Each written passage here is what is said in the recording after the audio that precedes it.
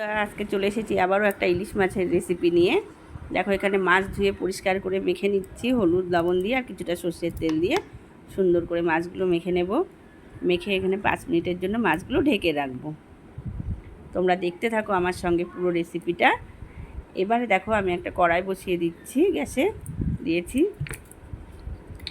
এবারে আমি কড়াইয়ে দিয়ে দিলাম সর্ষের তেল কিছুটা।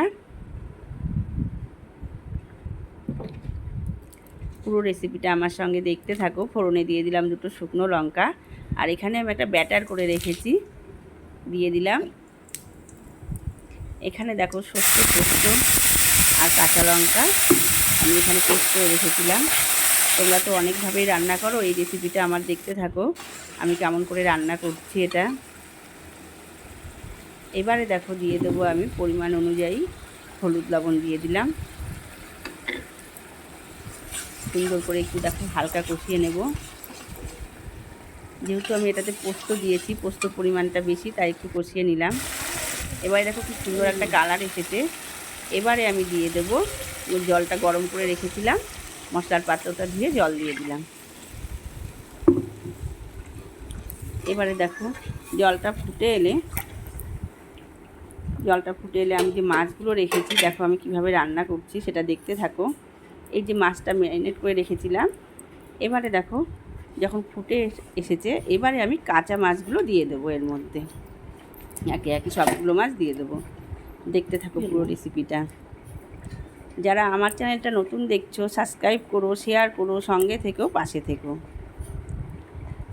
এবারে দেখো একে একে সব মাছগুলো দিয়ে দিচ্ছি। দিয়ে মাছগুলোকে আমি এবার ঢেকে দেবো, মিনিট 5 জন্য ঢেকে দেবো।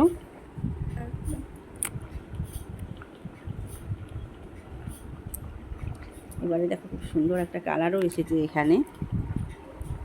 তোমরা তো অনেকভাবেই রান্না করো, এই রেসিপিটা দেখো, ট্রাই করো বাড়িতে।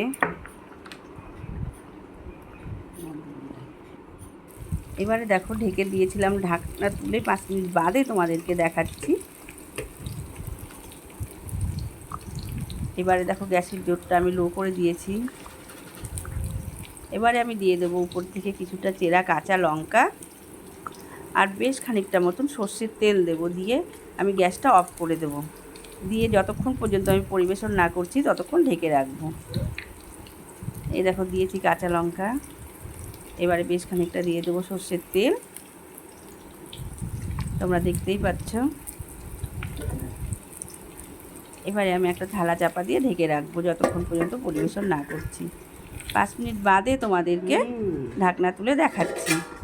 দেখো কি সুন্দর কালার এসেছে গরম গরম ভাতের সঙ্গে ইলিশ মাছের এই রেসিপিটা। তোমরা অবশ্যই বাড়িতে ট্রাই করো, কমেন্ট করে জানিও কেমন হয়েছে। তোমরা সবাই ভালো থেকো, সুস্থ থেকো। আবারও দেখা হবে অন্য কোনো রেসিপি নিয়ে তোমাদের সঙ্গে।